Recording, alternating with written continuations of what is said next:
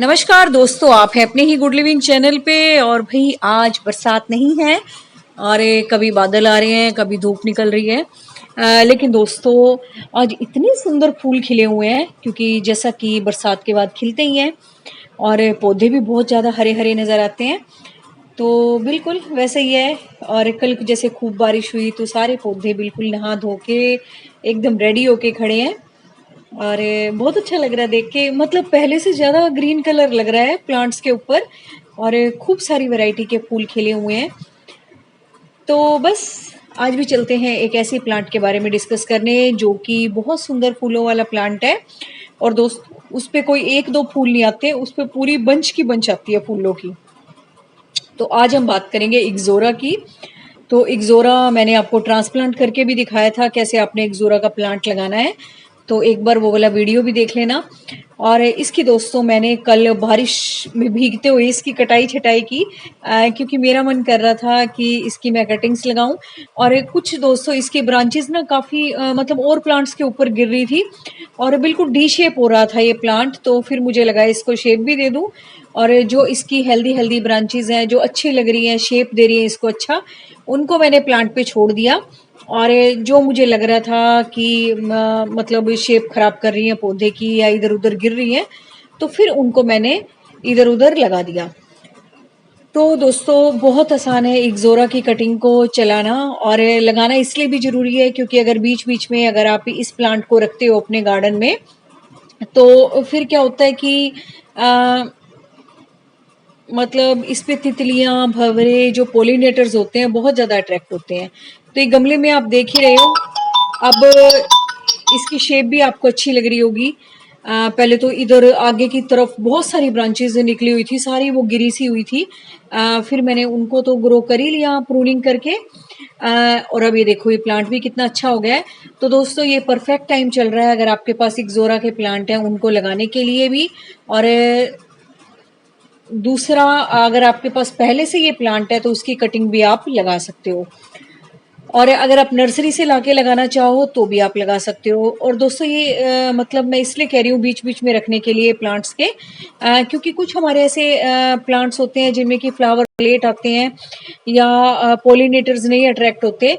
तो इस प्लांट को अगर आप बीच बीच में रखते हो तो पोलिनेटर्स, तितलियां होगी, भंवरे होंगे या मधुमक्खियां होंगी, वो इसकी तरफ अट्रैक्ट होंगी, तो वो फिर और प्लांट्स पे भी फूल खिलाने का काम करेंगी। तो इनमें तो वैसे छोटी छोटी चिड़िया भी आके बैठती रहती हैं, खेलती रहती हैं। मतलब छोटे छोटे जो जीव जंतु हैं वो काफ़ी आते हैं जो कि हमारे पौधों के लिए अच्छे भी हैं और पौधों के लिए पोलिनेटर्स का काम करते हैं। तो वो भी खूब सारे आएंगे अगर आप इक्सोरा के प्लांट लगाओगे। और इस वक्त दोस्तों आपको चॉइस भी मिल जाएगी, क्योंकि जब मैं ये वाला प्लांट लेके आई थी तब मुझे कलर का बिल्कुल भी नहीं पता था कौन से कलर के फूल आएंगे इस पे। काफ़ी सारे कलर आते हैं इसमें। और यहाँ यहाँ से देखो मैंने आगे की तरफ से ब्रांचेज इसकी काट रखी हैं, जो कि मैं बता रही हूँ मैंने कटिंग लगाई है कल, और बिल्कुल बारिश में ही लगाई मैंने। मुझे लगा कि बरसात का पानी एक बार पड़ गया ना कटिंग पे फिर अच्छी चलती है कटिंग। तो ये अब देखो अब किस तरीके से हो रहा है ये। और इस वक्त दोस्तों नर्सरी में आपको चॉइस मिल जाएगी इसके कलर्स की। अब ये तो टमाटरी रेड कलर का निकला है, इसमें येलो कलर भी बड़ा अच्छा आता है, एक लाइट सा पर्पल शेड होता है, मतलब काफ़ी अच्छे अच्छे, एक ऑरेंज कलर आता है वो भी बड़ा अच्छा लगता है। तो बहुत सारे कलर इसमें मिल जाएंगे आपको इस वक्त आप लगाते हो। ये दोस्तों आम वैरायटी है जो कि होती है, लेकिन एक आजकल ना इसकी ड्वार्फ वैरायटी भी आई हुई है। अगर छोटे गमले में आप लगाना चाहो तो वो भी लगा सकते हो, वो भी बहुत सुंदर लगते हैं। और बहुत हार्डी प्लांट है दोस्तों, इसके पत्ते भी बहुत हार्ड हैं। और इसका पत्ता पीला भी हो जाए ना तब भी नहीं प्लांट पे से हटता, आपको खुद से हटाना पड़ता है, मतलब इतना हार्ड पत्ता है इसका। तो काफ़ी हार्डी प्लांट है और हमेशा रहने वाला प्लांट है। सबसे बड़ी बात है ये नहीं कि आपने अब लगाया या आपने पैसे खर्चे हैं तो कुछ ही टाइम के लिए प्लांट रहेगा। एक बार अगर आपने लगा दिया आपके पास ये तो प्लांट हमेशा रहेगा रहेगा। दूसरा, जब आप इसकी कटाई छटाई करोगे तो उससे आप और भी प्लांट बना सकते हो अपने गार्डन में। और अगर इसके प्लांट दोस्तों आपको इधर उधर दिखते हैं तो उसकी कटिंग लाके भी आप उसको ग्रो कर सकते हो। और बहुत खूबसूरत प्लांट है, ये सबके पास होना चाहिए। इस तरह के दोस्तों जो फूलों वाले पौधे होते हैं हमारे पास, मैक्सिकन पेटूनिया हो गए, हिबिस्कस हो गए, कनेर के प्लांट हो गए, इक्सोरा के प्लांट हो गए, और भी बहुत सारे, मतलब अब तो एकदम से नाम याद नहीं आते बोलते बोलते। तो ये वाले फूलों वाले प्लांट तो हमेशा आपके गार्डन में होने चाहिए, ताकि आपके गार्डन में फूल हमेशा बने रहे। और ये परमानेंट प्लांट होते हैं जो कि आपके गार्डन में हमेशा बने रहते हैं और हमेशा इनमें फूल आते रहते हैं। और दोस्तों, गार्डन अच्छा भी तभी लगता है जब फूल होते हैं। ये मैं आपको वो कटिंग्स दिखा रही हूँ जो कल मैंने लगाई हैं बारिश में। तो अभी तो थोड़ी सी, कुछ तो बिल्कुल ठीक लग रही है कुछ अभी थोड़ी सी मुरझा गई है क्योंकि कल ही लगाई है ये। लेकिन थोड़े दिन में अपने आप से ही ठीक हो जाएंगी ये, जब हल्की हल्की इनमें रूट्स बननी शुरू हो जाएगी। तो बस जो जो मुझे भी दिखाई दे रही है मैं बता रही हूँ आपको, क्योंकि मैं भी कल बारिश में भीग भीग के ही लगा रही थी ये। मुझे खुद भी नहीं ध्यान है मैं कहाँ कहाँ लगाई जा रही थी। और एक एक ब्रांच जो मैंने तोड़ी थी उसमें से दो दो तीन तीन कटिंग में लगा रही थी। तो बस दोस्तों, इक्सोरा के बारे में यही जानकारी है। बहुत सुंदर प्लांट है, आप जरूर लगाओ इसको। हार्डी प्लांट है, वही सारी रिक्वायरमेंट्स हैं जो हार्डी प्लांट्स की होती हैं। ऐसी कोई अलग से इसकी केयर भी नहीं है और रख रखाव भी नहीं है। और देखो गार्डन में क्या क्या खिला हुआ है।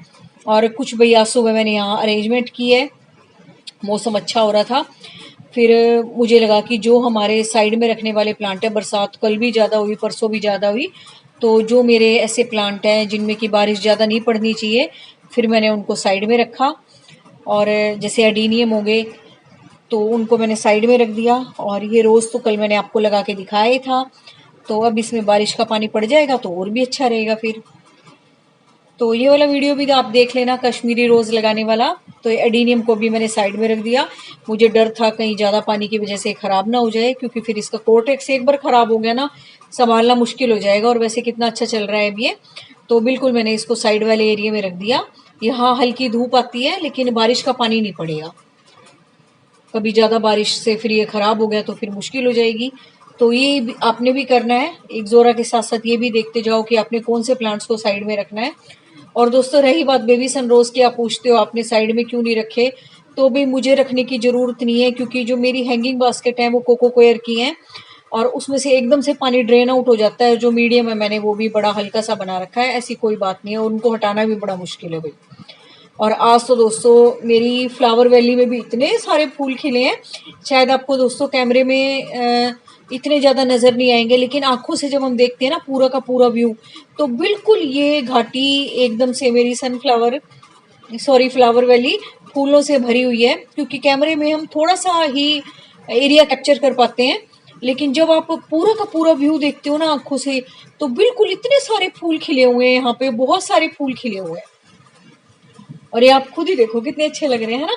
और जब इकट्ठे होके हम देखते हैं फूलों को, देखो कैमरे में तो इतने सारे नहीं दिखते एकदम से, लेकिन जब आप पूरा का पूरा व्यू देखते हो ना तो बहुत सारे फूल खिले हुए हैं, बहुत अच्छे लग रहे हैं।